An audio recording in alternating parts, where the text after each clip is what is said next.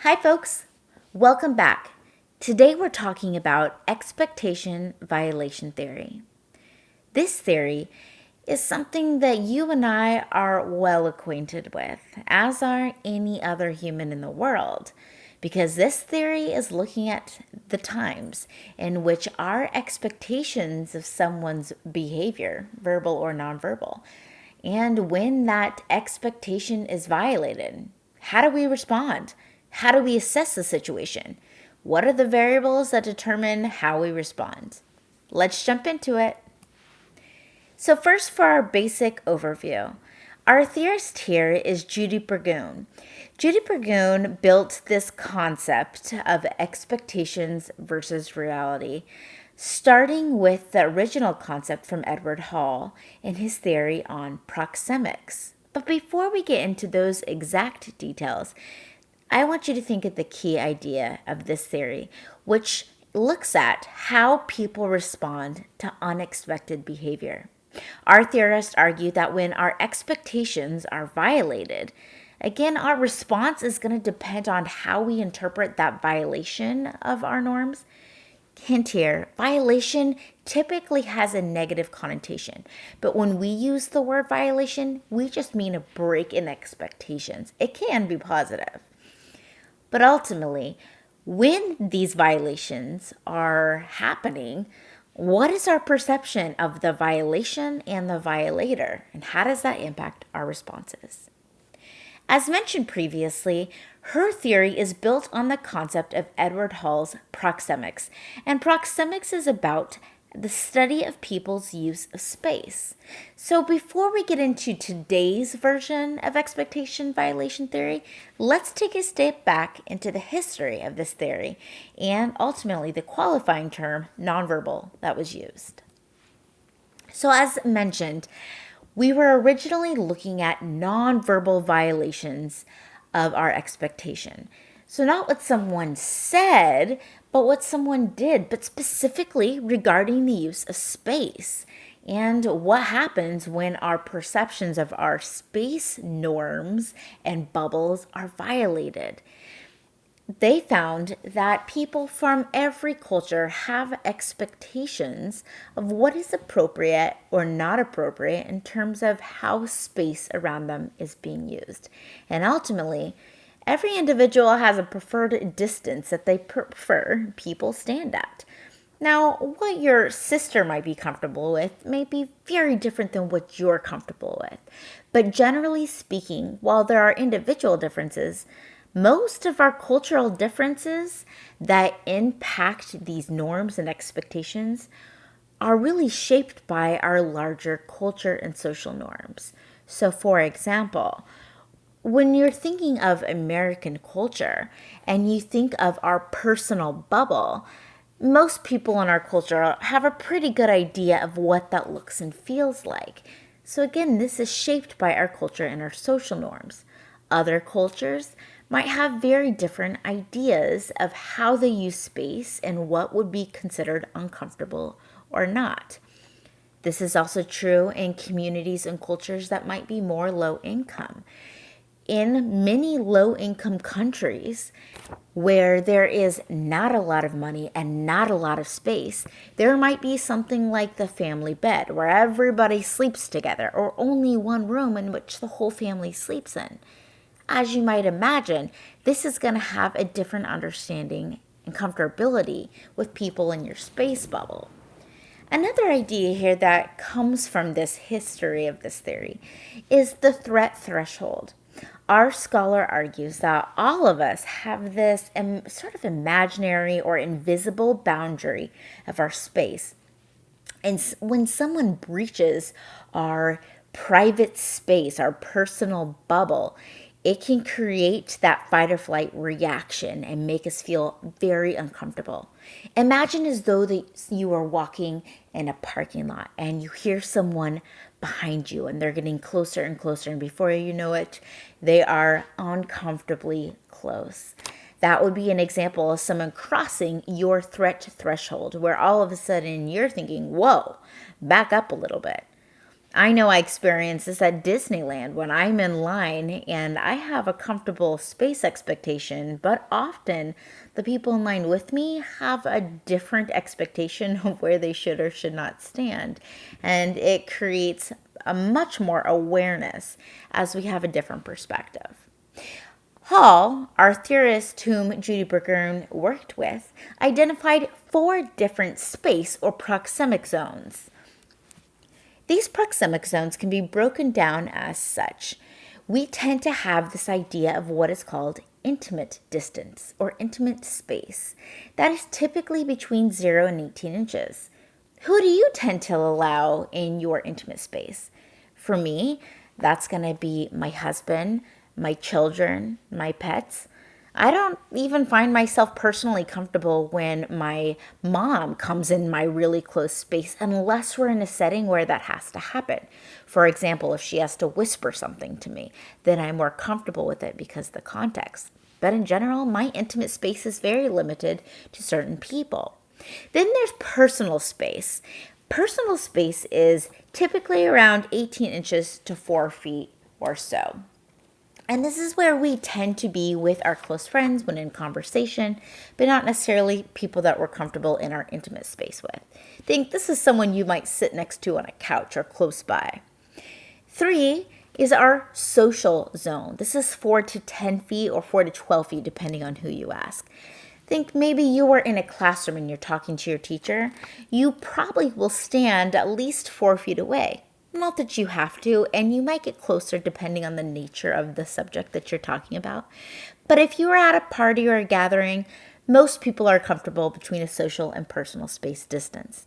And finally, if it's with strangers or someone that you don't know well, we have a public zone, which is typically 10 feet or more. Which zone do you hold most of your conversations in? Where would you prefer to be at a social gathering? Your answer might be different than mine, but generally speaking, these are the different uses of space that were identified in our original theories.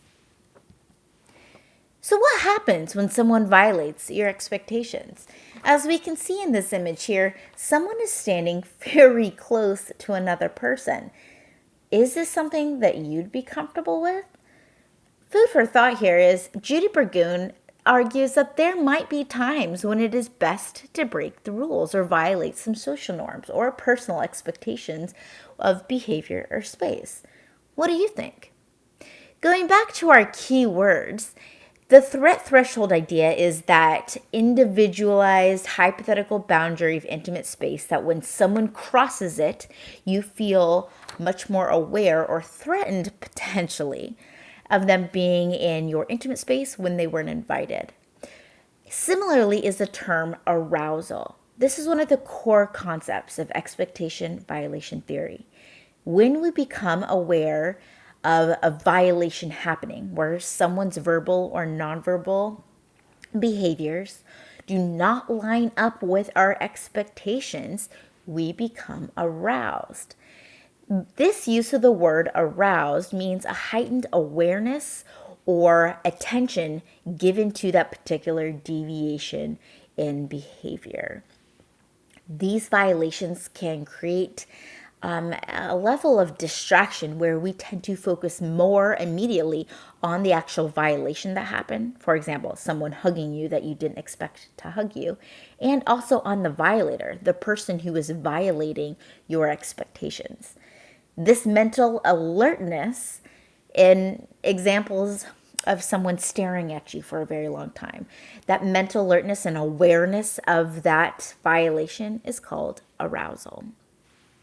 So now that we're familiar with how proxemics and the use of space was originally tied into the theory, and still is, our current version of expectation violation theory goes beyond the use of space and beyond the caveat of nonverbal violations.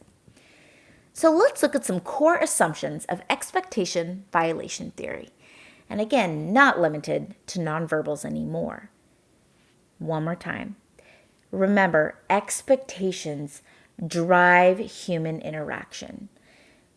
To live in the social world more smoothly, to understand how to engage with less conflict, We form expectations based on patterns of interaction that we're used to, based on social norms that we have learned. We start forming expectations, and that drives our behavior. So we know how to act, but also so we can start predicting how other people will act. For example, at a funeral, it might be expected that you look somber or wear black, or that pay condolences to the family that's grieving. What you don't expect is for there to be someone who's acting wildly inappropriate in a setting like that. Outside of expectations driving our human interaction, expectations for human behavior, again, are learned. We learn through experience, through socialization, through interaction with people in different settings, what we can expect from people, what is a common, predictable way of behaving, what seems appropriate in different contexts and in different relationships. And again, we learn what is appropriate or not so that we can behave appropriately in different situations. Finally, here we have that people make predictions about verbal and nonverbal behaviors through these learned experiences and observations. We learn what's appropriate and what's not appropriate. Base of EVT, we become aware of our expectations when they are violated. Often we don't even realize that we have expectations of an individual or based in a context or how something will go until they're violated. And when a violation occurs, we respond according to how we view that violation. Do we see this violation as a good thing or a bad thing? And ultimately, we also assess it based on how we view the person who broke the norm. An example I'm thinking of is a holiday. Let's say it's Thanksgiving, for example, since there's so much tradition there. I once spent Thanksgiving at an individual's house where turkey wasn't served. That violated my expectations. I grew up constantly having things like mashed potatoes and rolls and turkey on this holiday. So I expected that. When there wasn't turkey, I was surprised, to say the least. Now, I might have seen that violation positively if I didn't like turkey, if I was sick of turkey, if I really appreciated what they were serving instead. Also, when looking at the person, do I have a good relationship with this person? There's a variety of things that we ultimately talk about in regards to how we assess the individual as well. Let's move on to some additional core concepts. Here are some core concepts and keywords associated with expectation violation theory. And remember, the name of the theory really talks about what this theory is about. What happens when our expectations are violated, and how do we respond? We've already talked about the concept of arousal, of that increased mental alertness or awareness of whatever happens. 2, what do we mean by violation? Again, a violation is a break in our expectation, or what we predict or expect will happen. We mentioned a few of these earlier, but what forms our expectations? What controls our expectations? The first one of those ideas is context. So, for example, if you're on a date versus if you're in church or if you are in a classroom, certain things are going to be appropriate in certain contexts over others. Also, cultural norms. If you're in a very conservative setting, what might be appropriate or expected in that setting is different than maybe in a different cultural setting. It also might have to do with the formality. It could have to do with, of course, the social function. So many different things vary here, even something as simple as the setting of a conversation. If you were at a bar and it was loud and crowded, you would probably be more comfortable if someone is very close to you and talking to you. If you were in an interview, you probably would have different expectations of distance and space and how someone would behave. If it was something like a social task or a function, that also might be different. At a social gathering, you might be more inclined to hug people and say hello, where at a work meeting, that may not be the case. The second piece that forms our expectations is the relationship. What's your history with this particular individual? Do you get along? Are you friendly? Is it warm? Is it loving? Or has it been filled with animosity? Your familiarity with the individual.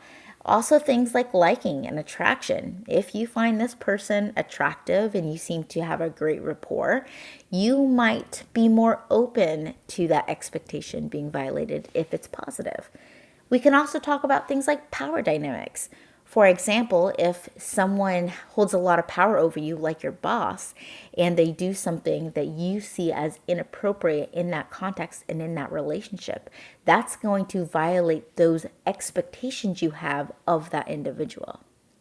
The last one here, in regards to variables that influence and shape our expectations, is communicator characteristics.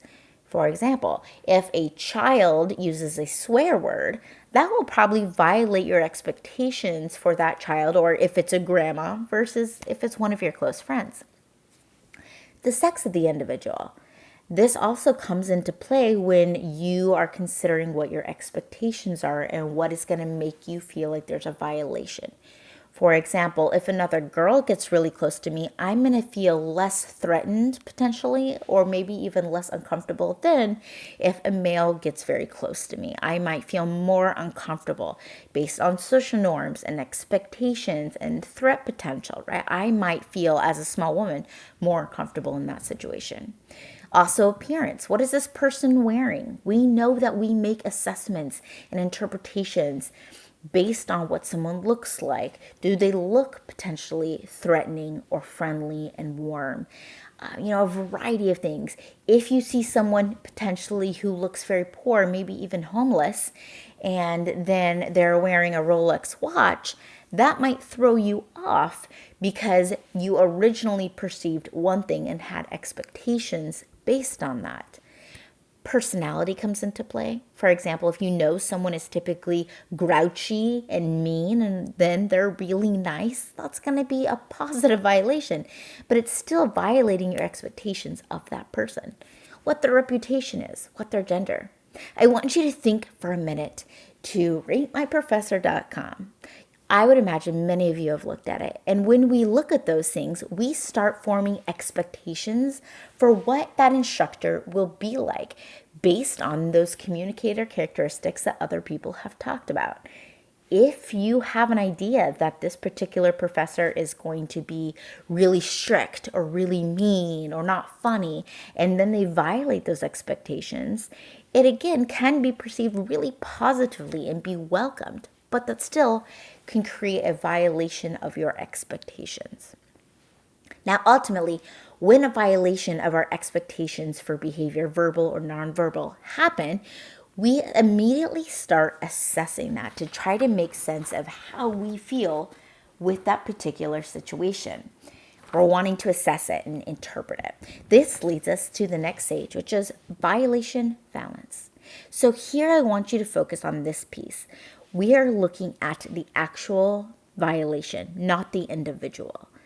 This is our perceived positive or negative value that we are assigning to the breach and expectation, regardless of who the violator is. Essentially, we're going, what happened? How do I feel about that? Do I like or dislike that, right? When someone acts unexpectedly, we begin this evaluation process to try to make sense of what's happening. The impact of the violation can also weigh in here. For example, if it's very clearly a good thing for us, then that's going to have a more positive viewpoint. If something is ambiguous, however, and we're unsure, that might take on a more negative spin. Once ultimately we start being hyper aware of that violation and we start to interpret that action, we also look at the meaning of that. Like, what does that mean in this context? What does it mean in this relationship? What is the socially recognized meaning here? For example, if you are in class and someone is just staring at you and staring at you and staring at you, odds are you're going to feel uncomfortable and certainly aware of that. But then you go, okay, there's eye contact happening. That's the violation. I'm not expecting it, but do I like or dislike it? Well, a couple of variables. Is this coming from someone you find attractive? Is this someone who you're friends with? Might this mean that they're trying to tell you something?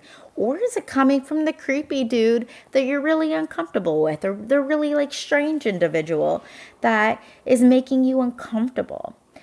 It's important to note that violations are likely to have a negative impact on close relationships. Why? If we had assessed that for a minute, when we are unsure and there is a breach in our expectations coming from a close relationship, why might that be extra damaging or extra negative in perception? Generally, it's because we think we have a solid understanding of that person. Trust is built, expectations are formed. And then there can be a loss of trust or an uncomfortableness with feeling like we are unsure in a situation or puzzled by a violation. When we have puzzling violations, the victim of that violation, victim is maybe a strong word, but when we're on the other end of that violation here, we start to search for social context. What does this mean, right? Am I comfortable? Am I safe? Do I like or dislike this? Once we try to figure that out, we move on to assessing the communicator reward balance. That also comes into play. This is another piece of the equation. This is what happens. This is how I feel about the behavior, the verbal or nonverbal violation. Now, ultimately, we turn to the actual violator, the individual, and try to make sense of how we feel about that. The communicator reward balance is the sum of positive and negative characteristics of a person, plus the potential for them to carry out some type of reward or punishment in the future. This is especially important when the meaning of that violation is unclear. We start to try to assess what effect can this person have in my life. And we do this mental audit of sorts where we try to look at the gains in the situation versus the losses in the situation, particularly when we are assessing the individual. So again, here the communicator reward balance is assessing the individual, not the actual violation. Let's break down some of those ideas of the positive and negative attributes and what we mean by the ability to reward or punish in the future. We sort of start asking yourself questions like, what can this person do for me or to me? If this person does something and they're in a position of power, for example, do they have the ability to fire me? Do they have the ability to make me uncomfortable? Do they have the ability, if it's, let's say, a police officer, to give me a ticket? Does this person have the ability to benefit you in regards to like maybe giving you a raise or building your reputation or supporting you in some way? All these things help us assess our feelings on the individual. And it comes down to, how do I feel here? Well, other variables include different reward potentials that they have. For example, we might look at this person's status and how that might benefit us. The ability of this person to help us or hurt us in the future. Is this person good looking? Studies show that when you find someone attractive or good looking or likable, it serves as a reason to see it as a reward, right? If there is more trust with this individual versus if their behavior in that individual really screams disapproval or distrust or rejection, all these variables come into play. Let's pause for a minute. I want you to imagine that you are on a first date and this person surprises you by kissing you unexpectedly. The arousal is likely to happen when they start leaning into your space. The violation would be the fact that they kissed you when you were not expecting it. Contextually, it might make sense, right? Because you're on a date, but a first date, you might have different expectations as to what's appropriate in the situation. Relationship, yeah, this is dating potential. There's clearly romantic interest here. Communicator characteristics, if you find this person attractive and you really like this individual's personality and you feel safe with this person, then these are going to be positive attributes. Violation balance. they kissed you, if you like this person and you wanted that, then you're going to feel great. You're going to be so pumped, right? You're going to feel really good, and it's going to have a positive association or value when it comes to the violation valence. When looking at the communicator reward valence, again, if you like this person and you have the potential to be happy with this person and be in a relationship, it's going to be seen really positively. However, if you were uncomfortable with it, or you weren't feeling this person, or you felt like this person had the possibility of hurting your reputation, or saying things that were going to be off-putting, or treating you poorly because you pulled away, that might create a different communicator reward valence that would impact how you saw and treated the violation. Let's look at another example based on a clip that's in Canvas. In Canvas, you will find a clip from Seinfeld, a great classic show called The Close Talker Clip. In the Close Talker clip, which by the way, if you haven't read it yet, go watch it and then come back. What you will notice is a couple of things. In this particular case, Eileen's boyfriend, Aaron, is a close talker. He gets very close to the people he's talking to. Jerry is not a fan. He's uncomfortable. And Jerry's parents are here in town visiting, and they are not particular fans of their space being violated either.